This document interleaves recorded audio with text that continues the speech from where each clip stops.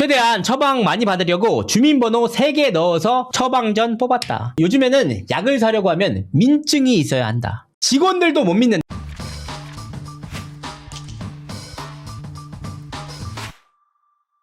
시청자 여러분 안녕하세요, 이진호입니다.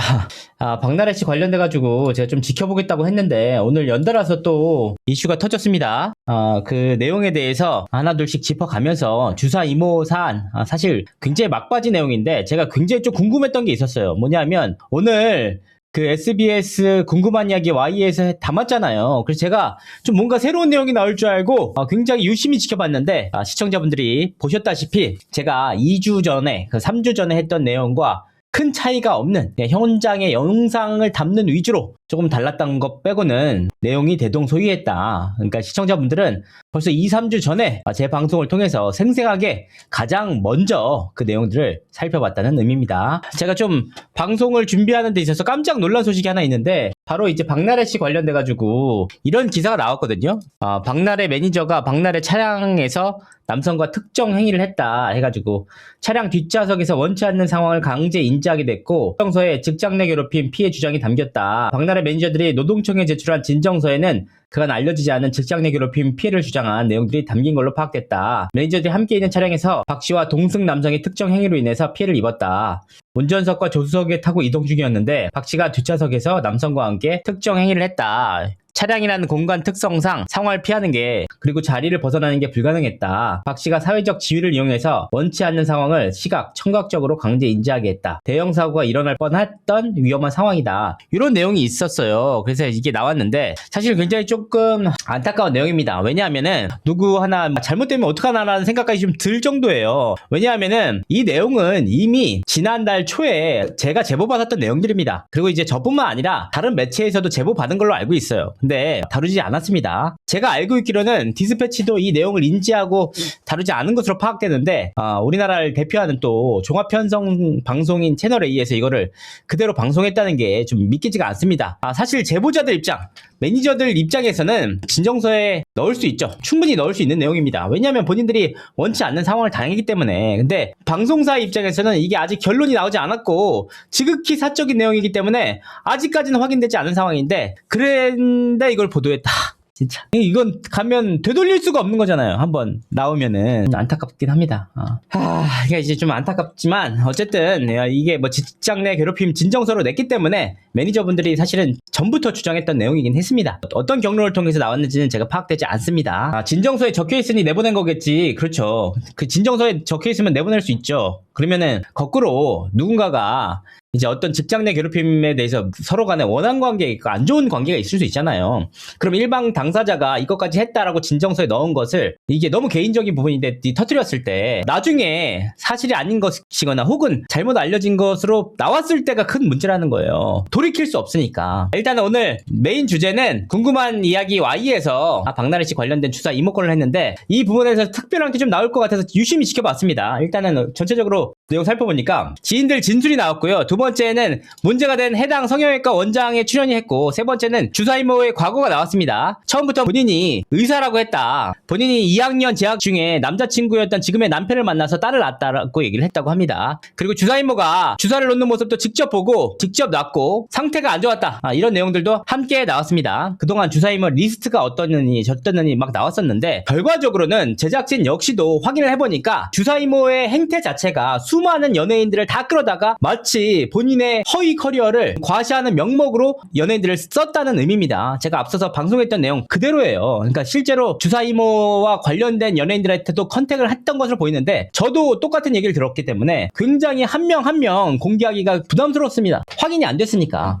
그런데 우리 김세희 씨는 아무렇지도 않게 그 SNS에 확인했다고 공개했던데 정말 부끄러운 줄 아시길 바라겠습니다. 일단은 이 내용은 그렇게 가벼운 사안은 아니고 굉장히 이제 주사 이모라는 사람이 얼마나 좀 사기 행각을 했는지, 그렇다면 사기 행각을 하는 데 있어서 결국은 박나래 씨나 입 짧은 햇님이 의사라고 믿고 당한 거잖아요. 근데 정말 몰랐을까에 따져 봤을 때 그게 쉬운 문제는 아니라는 겁니다. 그래서 결과적으로 이런 내용들을 시청자분들에게 하나하나 말씀드리도록 하겠습니다. 어떤 내용이냐? 주사 이모의 과거부터 주사 이모가 언제부터 의사가 됐는지, 그리고 왜 속을 수밖에 없었는지, 그리고 속았다고 하더라도 정말 몰랐는지, 이런 부분들을 디테일하게 나눠서 살펴보도록 하겠습니다. 수차례에 걸쳐 말씀드리지만 이번 사건의 본질은 매니저들에 대한 갑질이 있었느냐 없었냐. 그런데 이제 진짜 중요한 건 뭐냐? 제가 이제 인정하기 싫지만 이번 사건은 정작 주사 이모 건에 있어서 박나래 씨가 법적 처벌을 피하기는 좀 어려운 상황이다. 역시나 본질은 주사 이모가 의사인 줄 알았느냐, 몰랐다면 박나래도 피해자 아니냐라고 할 수 있는데, 취재를 해보니까 수차례에 걸쳐 말씀드렸지만 박나래 씨가 혹은 다른 연예인들이 이 주사 이모 이 씨를 의사라고 볼 법한 상황들이 굉장히 많았었어요. 그런데 문제는 뭐냐? 이번 사건의 핵심은 단 하나다. 의사인 줄 알았느냐? 이게 아니고 이 상황이 불법임을 인식할 수 있는지 그 여부, 의사라고 생각할 수 있죠. 하지만 그럼에도 불구하고 우리가 통상적으로 생각하는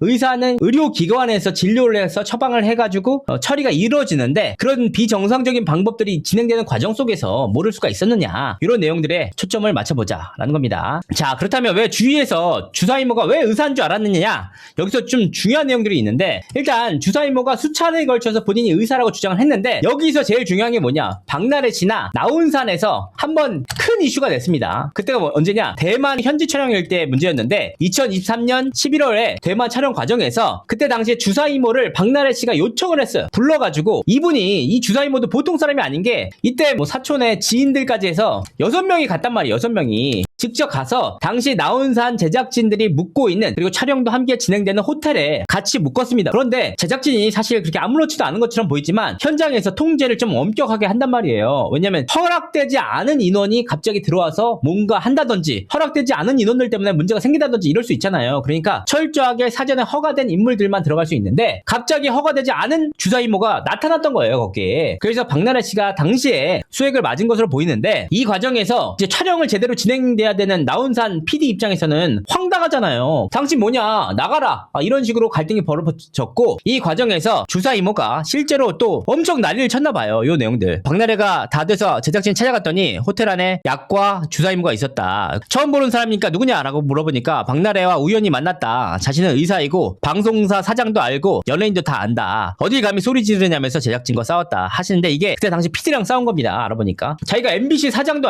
안 달면서, 물론 본인 주장이죠. 그렇게 얘기를 하니까 담당 PD가 그랬대요. 그러면 자르라고, MBC 사장한테 얘기해서 나 자르라고, 이런 식으로 얘기를 했는데, 결국은 자기가 왜 이런 개망신을 당해야 되는지 모르겠다면서 막 토로하기도 했습니다. 이 주사 이모가. 그러니까 이게 보통 사람이 아니에요. 그러니까 이 사람 자체가 스스로 이렇게 대놓고 제작진과 사람들이 다 있는 상황에서 의사라고 당당하게 얘기할 정도로 스스로의 망상에 휩싸여 있었다. 그러니까 그만큼 자기 스스로 믿은 거죠. 엔비디아 대주주인 전청조와 뭐가 다른가. 사실 사이즈에서 다르지만 60조가 없었지만 어쨌든 이분 역시 본인이 스스로 의사라고 굳게 믿었던 것 같습니다. 어떻게 제작진 앞에서 MBC 사장 이름을 팔면서 정말 이해가 안 가는 상황이에요. 단순히 그 의사라고 주장만 했느냐, 여기서 되게 중요한 부분들이 있잖아요. 제가 앞서서 그 자료 유출 방지 차원에서 텍스트만 공개했지만, 사실 이 주사 이모는 자신의 SNS를 통해서 의사로서 증빙을 했습니다. 나름대로. 뭐냐, 그러니까 제가 그때 웃으면서 얘기를 했지만, 여기 보시겠습니다. 카데바 수술복을 입고 수술용 라텍스 장갑을 손에 끼며 포셉을 이리저리 짚어가며 날카로운 메스칼로 인체를 해부해보는 시간. 의학의 길을 걷고 있는 사람이라면 누구나 잊지 못할 것이다. 카데바. 진한 포름알데히드 냄새. 시신을 기증해주시는 분들에게 묵념. 요 내용들을 2012년 7월, 굉장히 중요합니다. 2012년 7월부터 했습니다. 이때부터 본인이 의사로서의 빌드업을 했던 내용들입니다. 근데 여기서 끝이냐? 아닙니다. 이제 본인이 뭐라고 했냐면 2013년 4월에는 본인이 직접 이제 의료봉사를 간다. 여기 보시면 2013년 4월 4일 해외 의료봉사 출국 입국 날짜 미정해 해가지고 보니까 타일랜드니, 그래가지고 본인이 마치 해외 봉사, 의료봉사를 간다, 이렇게 얘기를 했습니다. 주장을 했습니다. 그런데 과연 진짜일까 의심이 들잖아요. 근데 이분이 어떻게 했냐, 2012년도에 자기가 예과대 카데바에 대한 글을 올리고 2013년에 자기가 마치 해외 봉사를 간다고 했고, 실제로 해외 봉사를 갔던 사진까지 올렸습니다. 바로 이 내용들입니다. 이게 보면 Tired 5 Surgical Planning ULB 자신의 SNS에 다 올린 겁니다. 이런 사진들 다 해서 올렸어요. 2013년 4월 28일까지 다 올렸죠. 다 이런 걸 올렸는데 과연 그녀는 해외 의료 봉사를 나갔을까? 명확하게 허위라는 것을 확인할 수가 있습니다. 이게 한 이제 의료인의 이제 커뮤니티인데 2007년 의료 봉사에서 이 글이 2010년 7월 22일 날 올라왔습니다. 실제로 이제 우리 의료진들이 봉사활동을 나가서 찍었던 사진들을 정리했던 모양이에요. 해외에 있었던 분들. 여기 아까 요 사진이랑 동일한가요? 여기 요 사진이랑 동일합니다. 직접 실시간으로 보고 계십니다. 이렇게 2013년 4월 달에 무려 3년 전 사진을 갖다가 도용을 했다. 도용하면서 마치 본인이 의사인 것처럼 했다. 여기서 끝이냐? 아닙니다. 2006년에 있었던 사진까지 따로 도용을 해가지고 이런 식으로 사진까지 다 올렸다. 저 사진 속에 주사임모 얼굴은 없는 것 같은데요? 하시는데 맞습니다. 본인은 없죠. 그런데 이제 마치 본인이 빌드업을 한 거예요. 2012년 7월에 의사 카데바 글을 올리고 2014년 4월 달에 나 의료봉사 간다. 4월 달부터 간다. 라고 했고 13년 4월 중순에 다시 이런 사진들을 하나하나 올리면서 내가 지금 의료봉사를 왔고 실제로 수술 중에 있다. 그리고 같이 동료들이 있다. 라고 계속해서 빌드업을 해서 준비를 해왔던 겁니다. 그러면서 심지어는 2017년 1월 11일에는 내몽고 보강병원은 우리나라로 치면 서울대병원 규모의 종합병원이다. 보강병원에 내가 5년 동안 수없이 내몽고 대학원을 다니며 스디슨 술을 마셔가며 온갖 웃음을 지으며 드디어 MOU 체결 2년 만에 정식 계약서에 사인하고 보강병원에 한국 성형센터를 따냈다. 어느 정도 인테리어를 하고 이제 2월이면 드디어 오픈이다 라고 했는데 아니 의사가 스디슨 웃음을 짓고 술을 마셔가며 왜 한국 성형센터를 내기 위해서 스디슨 술과 웃음을 지어가며 이거 미치겠다. 아니 왜 접대를 하러 가시는 거야 진짜. 아니 내몽고에까지 왜 접대를 하러 가시냐고. 2007년 2006년에 있었던 인도 그 의료봉사를 갔던 국내 의료진의 블로그 사진을 도용해가지고 마치 본인이 해외에 뭘 한 것처럼. 그리고 이 사진 빌드업을 끝내서 2017년도에는 스디슨 술과 백주 한잔 마셔!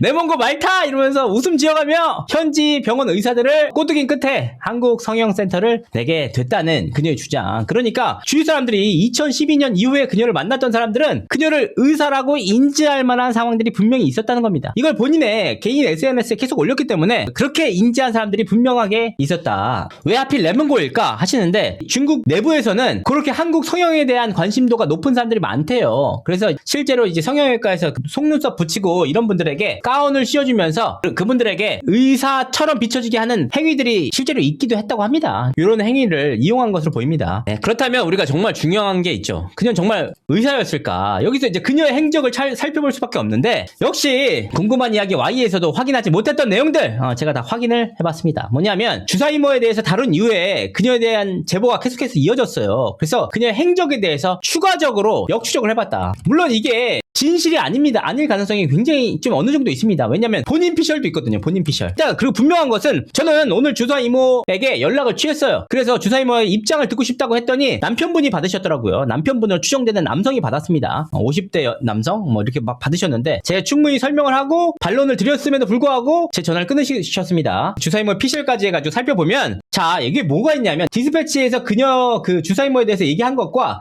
제가 얘기한 게 좀 달라요. 뭐냐면 저는 속눈썹 붙이는 사람이라고 했는데 한편 디스패치에서는 주사이모의 과거에 대한 제보를 받았다. 제보자는 주사이모는 한국인이 맞다. 의사면은 전혀 없고 조리사 자격증이 있는 걸로 안다고 말했다. 그는 이어 전 남편과 함께 호프집을 운영했다. 전 남편이 죽고 지금의 남편을 만나 성형외과 브로커를 했다. 의료인이 아니다. 환자를 유치해 수당을 받는 영업이사였다. 이렇게 얘기를 했거든요. 근데 디스패치랑 저랑 좀 틀리니까 제가 역추적을 해보면서 추가적으로 확인해봤더니 여기서 말씀 못 드렸던 한 가지가 있었습니다. 왜 갑자기 속눈썹 붙이는 인물이었는데 호프집을 운영했다고 하느냐? 그랬더니 이제 그녀의 지인들의 진술을 통해서 확인해 보니까 그녀는 그 지역에서 고등학교 졸업 이후에 상경을 한 것을 보입니다. 상경을 했는데 그녀가 상경 이후에 했던 일이 뭐냐면 호프집에서 알바했어요. 이 호프집에서 알바를 하는 과정 속에서 이제 호프집을 운영하는 분과 전 남편분이 서로 좀 알고 있었나 봐요. 가족분들이었던 것 같아요. 그래서 이 호프집을 알바를 하는 과정에서 전 남편분께서 일식 요리사분이었거든요. 조리사 자격증을 가진. 그래서 이 과정에서 두 분이 결혼을 하게 됐습니다. 굉장히 결혼을 일찍 했고 그 과정에서 아이도 낳았습니다. 자녀도 있고. 그래서 호프집이 왜 나왔느냐? 그녀가 속눈썹 붙이기 전에 했던 일이 바로 호프집 알바였기 때문에 이런 부분들 여러분들. 그러니까 정확히 보시면은 뒷배도 맞고 저도 맞다는 겁니다. 어쨌든 2000년대 초반에 일은 결혼을 했고요. 당시에 지인들과 혹은 그 지인들의 집, 손님들의 집을 찾아다니면서 뭘 했냐? 속눈썹 전문가가 됐습니다. 전문가. 이게 저도 어떤 일을 하는지 몰라요. 속눈썹 붙이는 일이라고 하는데 이러면서 손기술을 익혔고 그 다음에 2008년에서 2009년 추정되는데 여기서 전 남편분이 사망하면서 사고사였습니다. 사고사였는데 그녀의 삶도 이 시기를 기점으로 180도로 달라졌습니다. 여기서 어떻게 됐느냐? 전 남편의 그 사고 이후에 중국에서 화장품 및 의료기기 하는 사업가 남편을 만나게 됩니다. 이러면서 개명하고요. 그다음 성형 시술을 하죠. 그러면서 완전히 다른 인물로 거듭이 납니다. 직업도 바뀐다. 결국은 2011년 기준으로 완전히 달라져요. 그냥 고향에서 올라온 순박한 친구, 말 잘하던 친구, 열심히 살려고 했던 친구까지는 2000년대 초반부터 2011년까지 이 2012년부터 완전히 180도로 달라진 그녀를 마주할 수 있었다. 2012년 경부터 성형외과에서 영업실장을 했다. 환자 따오면 그거에 대해서 커미션 받는 분. 그런데 이 과정 속에서 그녀가 말을 굉장히 잘하고 주위의 사람들과 굉장히 친근하면서 부침성이 좋다고 했잖아요. 그러면서 그때 당시에 비만 병원 이런 데서 지인을 알게 됐다고 합니다. 그 지인이 간호조무사분이었는데 그때 이제 비만 주사 같은 걸 놔줬는데 그때 유명한 게 뭐였냐? 아이돌 주사라는 이른바 레드 주사를 그게 선풍적으로 인기를 끌었대요. 그러면 지인을 통해서 이 기술을 습득합니다. 물론 그때 당시 알았던 이제 그녀의 지인분들은 그녀가 말을 너무 험하게 하고 좀 허풍이 세가지고 잘 믿지 않았다고 하는데 이 영업실장의 이력과 간호조무사의 지인과의 그 친분을 바탕으로 주사를 넣는 것을 좀 배웠나 봐요. 그 다음부터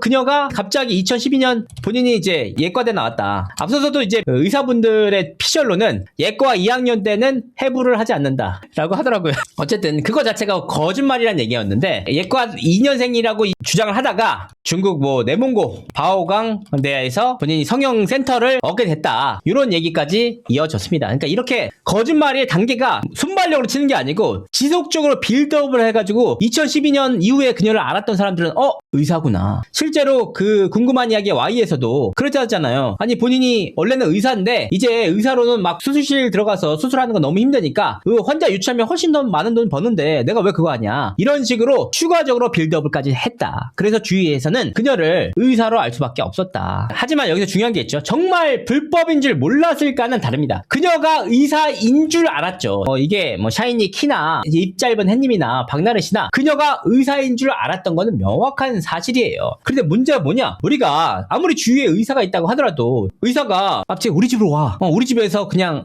주사 한 대 놔줄게. 우리 집에서 수액 한 대 놔줄게. 의사는 그렇게 못하죠. 왜? 잘못하면 면허 날아가는데 왜 그렇게 하겠습니까? 그렇잖아. 이렇게 해서 의사인 줄 알았던 것과 불법인지 인지했느냐 아니냐는 분명하게 다른 내용입니다. 실제로 제가 확인해보니까 좀 친한 분들이 있었어요. 박나래 씨나 햇님이나 키나 제일 친한 분이 태국의 뭐 배우가 있습니다. 개인적으로 가깝다는 거예요. 이분들이 뭐 불법을 했는지 안 했는지는 확인할 수 없지만 일단 분명한 것은 박나래 씨랑 입 짧은 햇님까지는 관련 사건에 연루돼 있죠. 그러니까 친했던 것은 친한 연예인들이 분명히 있습니다. 문제가 뭐냐면 저희 가장 핵심이 뭐냐? 만약 의사라고 믿었다면 링거를 집에 가서 만난다. 이게 아니라는 거죠. 이거 의심해 볼 수밖에 없는 내용들이고 두 번째 의사라고 믿었다면 적어도 처방전은 의사가 어떻게 약을 갖고 옵니까? 의약 분업이 돼 있는데 의사가 내가 처방전 줄 테니까 그거 가지고 약국에서 받아서 오세요 라고 해야 되는데 약 자체도 주사 이모로부터 받았다는 겁니다. 그러니까 이게 가장 결정적인 내용이에요. 결국은 특히나 이제 주사 이모의 경우에는 약도 직접 구하고 링거도 직접 놔주고 자신의 집에 의료기기까지 설치해서 링거까지 놨다는 부분들이 분명하게 자료로 남았다. 의사인 줄 알았다는 주장에도 허점이 생길 수밖에 없다. 즉 법적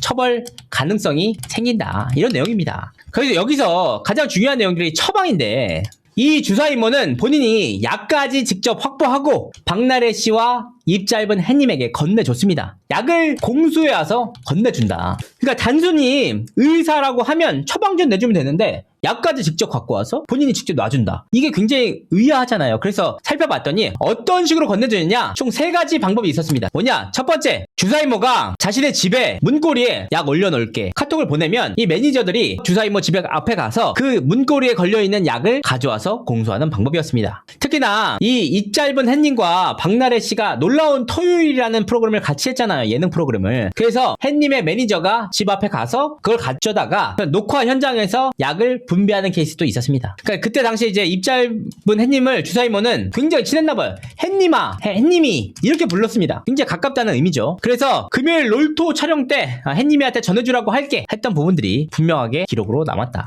금요일에 롤토 촬영 때 햇님이한테 전해주라고 할게. 실제로 놀라운 토요일에 녹화일은 금요일입니다. 특히나 이제 입 짧은 햇님은 단순히 박나래 씨뿐만 아니라 우리 뭐 다른 멤버들에게도 전해줘, 이런 내용들이 대화 과정 속에 나왔거든요. 그러니까 입 짧은 햇님의 경우에는 주사이모와 굉장히 끈끈한 친분을 바탕으로 굉장히 적극적으로 운반까지 해줬다. 그렇기 때문에 입 짧은 햇님의 형사적 처벌 가능성은 한층 높아졌습니다. 두 번째는 뭐냐, 주사이모 등의 남편이 적극적으로 운반책으로 활약을 했습니다. 뭐냐면 남편한테 지금 어디야? 이렇게 위치를 물어보고 상암에 있어? 혹은 파주에 있어? 그래서 그러면 촬영 현장에 직접 보낼게 해서 주사이모의 남편분을 지인분들은, 그 당사자분들은 뭐라고 불렀냐면 형부라고 불러가지고 이 형부 보낼게. 그래서 이 남편분이 직접적으로 이 약을 전달해주는 전달책으로 활약하기도 했다. 다만 이런 가족들이 직접적으로 이동하기가 어렵거나 정 급할 때는 퀵으로 보낼 때도 있었습니다. 근데 이게 지금 마약류, 뭐 나비약이 있냐 없냐 이런 부분에 대해서 문제가 될 수 있지만 그 봉투에 담겨 있기 때문에 그냥 모르고 전달할 수가 있잖아요. 운반하는 사람 입장에서는. 어쨌든 그 과정 속에서 제일 중요한 게 뭐냐, 주사 이모의 가족들, 그러니까 남편 등이 운반에 이동됐다. 근데 이 퀵 같은 퀵 기사들은 이 내용들이 그냥 뭐 의약품인 줄 아니까 문제가 안 되는 줄 알지만 남편분의 경우에는 명확하게 이게 어떤 약인지 알고 갔을 가능성이 무척이나 높다는 겁니다. 세 번째, 박나래 씨가 직접 링거 등을 맞을 때 오피스텔을 가잖아요. 그때 직접 가져오는 방법. 내용들 보니까 그 약들은 아침, 점심, 저녁 기본적으로 3회 분량으로 한 달치씩 처방이 돼. 굉장히 신기해요. 이 효과가 되게 좋았나 봐, 진짜. 한 달치씩 꾸준히 다 먹었다. 그리고 한 달 내내 거의 약을 복용하지 않는 날이 없었나 봐요. 그러니까 이제 박나래 씨 경우는 술을 굉장히 많이 먹는데도 불구하고 거의 매일같이 이 약들을 아침, 점심, 저녁으로 복용했다는 의미인데 진짜 빨리 적발이 돼서 다행이라는 생각이 듭니다. 왜냐, 주사이모는 의사도 아니고 간호사도 아니잖아요. 특히나 약사는 더더욱 아니다. 그렇다면 여기서 중요한 거 있죠. 과연 어떤 식으로 약을 처방했을까? 그래서 오늘 단독으로 말씀을 드리겠습니다. 근데 이 정황을 제가 포착을 했습니다. 주사이모의 발언을 통해서, 대화를 통해서 확보를 한 게 뭐냐, 주사이모의 가족들과 지인들이 동원됐던 정황을 포착했다. 실제로 주사이모가 뭐라고 얘기를 하느냐, 최대한 처방 많이 받으려고 주민번호 3개 넣어서 처방전 뽑았다. 지금 약을 많이 준비하려고 처방전을 모으고 있다. 특히 여기서 중요한 게 뭐냐면 단순하게 약을 일률적으로 수급한 게 아니라 박나래 씨의 몸 상태에 따라서, 햇님의 몸 상태에 따라서 처방을 달리했다. 이게 굉장히 의아하잖아요. 이게 무슨 뜻이냐? 나래 씨 몸 상태가 어때? 그러면 거기 이걸 더 넣어줘야겠네 라고 얘기를 하거든요. 그래서 추가적으로 이분이 뭘 처방하냐면 우루사를 추가적으로 처방한 내용이 있어요. 결국은 본인과 가족들이 직접 병원에 가서 약을 받기 위해서 어떤 증상들을 얘기할 거 아니에요. 이런 증상들이어서 이런 약들이 필요할 것 같습니다 라고 얘기해서 그런 식으로 처방전을 받아 쓴 다음에 약을 타다 쓴 것으로 보입니다. 특히나 주사이모는 불만을 좀 토로하거든요. 요즘에는 약을 사려고 하면 민증이 있어야 한다 라고 불만 토로. 그리고 직원들도 못 믿는다 이런 얘기를 해요. 그러니까 무슨 뜻이냐, 본인의 가족들과 정말 절친한 지인을 적극적으로 약을 처방받는데 활용을 했다는 겁니다. 그러니까 이분이 의료기관을 통해서 처방받은 처방전을 바탕으로 약국에서 대리 수령을 했다. 대리 처방을 받고 대리 수령을 했기 때문에 이 내용들이 상당히 법적으로 문제가 될 수 있다는 겁니다. 그리고 이 과정 속에서 주사이모의 남편분을 비롯한 가족분들이 적극적으로 가담한 내용들이 있다. 대리 처방부터 대리 수령까지 처음부터 끝까지 불법적인 요소로 점철된 사안이기 때문에 결과적으로 주사이모가 출국 금지까지 처분이 내려졌습니다. 그래서 주사이모가 뭐라고 하느냐, 이런데 굉장히 치명적이잖아요. 박나래 씨 심지어 술까지 마시는 사람인데 여기서 건강 걱정을 해야 되는데, 나 같으면 이제 주사이모의 집에 가서 링거를 맞고 주사이모가 처방해주는 약이 뭔지도 모르는데 먹는 게 더 걱정이 될 것 같은데, 주사이모는 오히려 박나래 씨의 건강을 늘 걱정했다. 매니저나 관련자들에게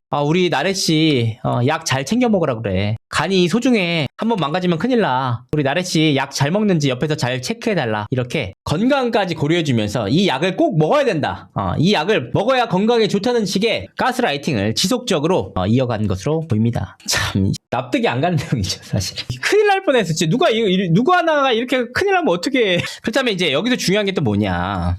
비용은 어떻게 냈을까? 비용은 냈을까? 있는데 비용 내는 부분에 대해서까지 엿볼 수 있는 내용이 있었다. 뭐냐? 근데 이제 이들이 약을 어떻게 거래를 했을까 궁금하잖아요. 당사자들 간의 직접적인 거래이기 때문에 명확하게 자료를 통해서 확인할 수는 없습니다. 이거는 뭐 수사기관에서 박나래 씨나 입짧은 햇님이나 이런 분들이 직접적으로 어떤 식으로 냈다고 자료를 전달할 것으로 보입니다. 다만 그 내용 가운데 굉장히 의미 있는 내용 한 가지가 있었습니다. 뭐냐? 대화 과정에서 이런 말이 나와요. 이번 약으로 약값은 다 썼다라는 얘기를 합니다. 무슨 뜻이냐? 약을 한 달치씩 복용을 하잖아요. 한 달치씩 받아가는데 이번 달치가 끝으로 약값이 다 썼다. 즉 약값으로 일정 금액을 선불로 지급해서 차감되는 방식으로 정찰제 방식으로 진행된 것으로 보인다. 예를 들면 처음에 약값 300만 원 드릴게요. 그러면 한 달치에 예를 들면 예입니다. 예를 들면 50만 원씩 6달 다 됐어. 그러면은 끝이니까 이번 달 이걸로 끝으로 약값 끝났다. 입금해라는 뜻이죠. 이런 내용들로